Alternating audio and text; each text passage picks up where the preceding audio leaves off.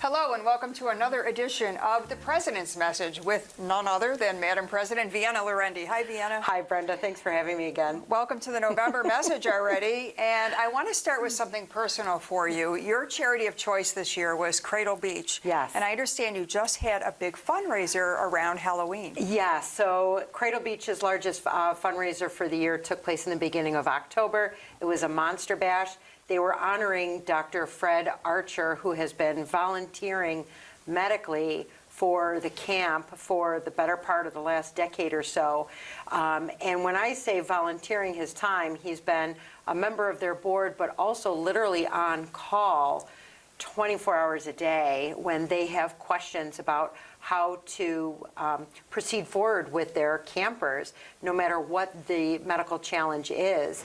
And what was really nice about attending the gala was my mother and father and I were blessed to be seated with Dr. Archer and his family, which was so cool. We got to get to know him a little bit better. One of the heartaches for me this year was that Austin was unable to go. My son, which is how I know Cradle Beach, was unable to go this year because of a recent surgery that he had. He was, we got a feeding tube implemented in my son in the spring, and that feeding tube has prevented him from going back to camp. Well, Dr. Archer right now is working on the ability to get feeding tube,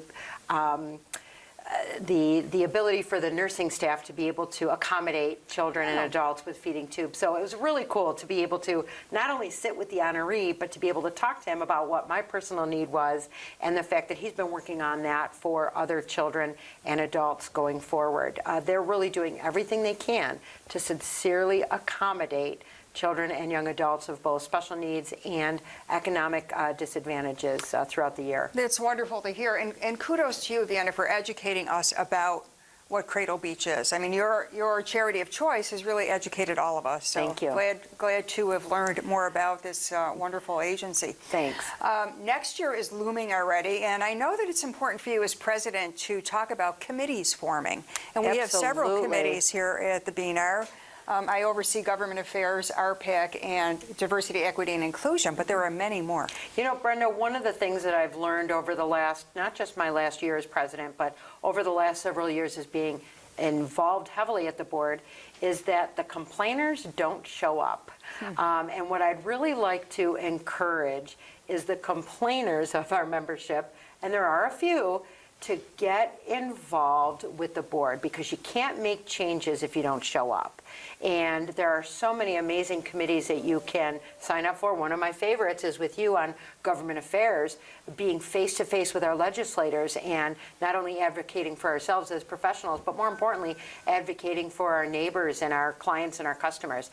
But you can't make change if you don't get involved. So this month, the committee sign-ups are going out. They're due, I believe, December 1st. Just fill it out and send it in to Chloe at the BNR. Please consider signing up for at least one committee in in the year of 2025. It's such a minimal commitment. It really is, and I do encourage you to sign up, but please, if you're going to sign up, make the commitment to show up. Because we have a lot of people who say, oh, I want to serve on X committee, and then we never hear from them again. That's right. They are worth showing up for. I'm really proud of our committees and the work that we do. And in fact, Vienna, I wanted to mention one of our recent committee meetings, which happened to be government affairs, with Erie County Clerk Mickey Kearns.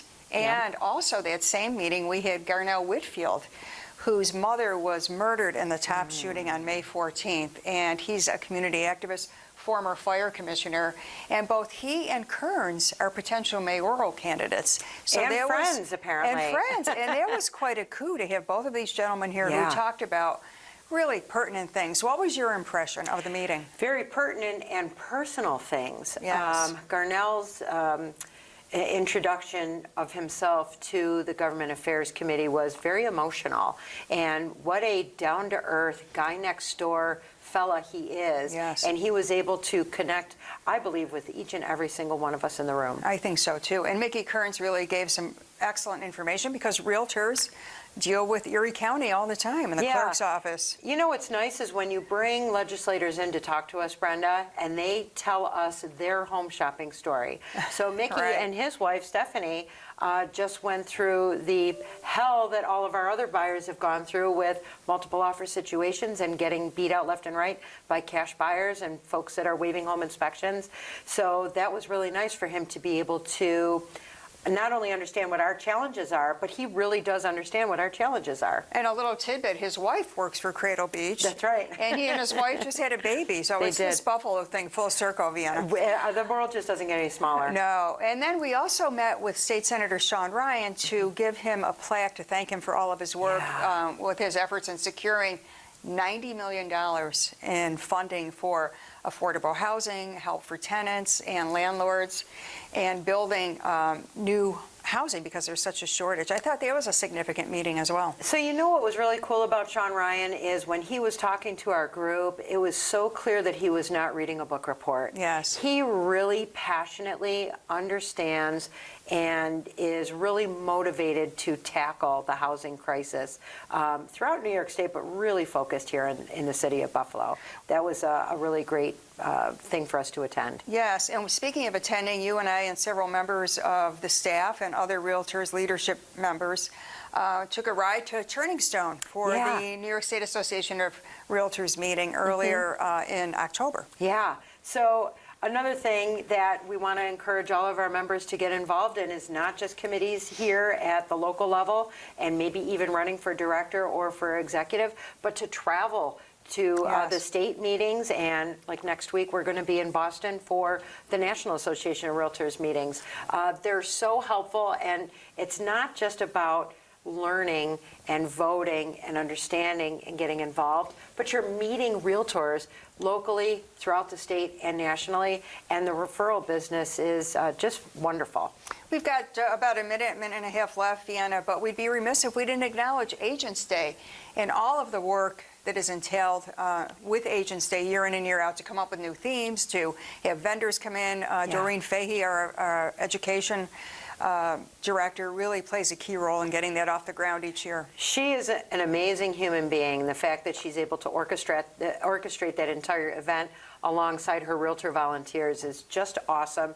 This past year, which was last week, was so much fun. It was. And I'm already looking forward to next year. It's always a surprise to me how each event gets better and better every year. I don't know how they continue to outdo themselves.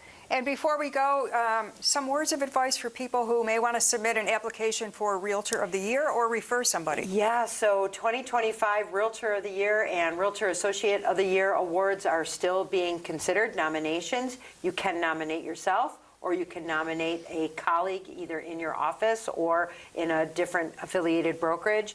But please get those nominations in. It is somebody we're looking for that doesn't just do real estate, doesn't just sell on a daily basis, but they help their colleagues, they volunteer with the Board of Realtors, and perhaps they're also volunteering out in the community. How can they do that? On the BNR Online, website? yeah, please go to bnar.org, and the nomination forms are right there, and I believe the staff is also going to be emailing those out as well. And you can watch all of our videos from the past couple years on bnar.org, as well as our YouTube channel and on all social media platforms. You're everywhere, Vienna.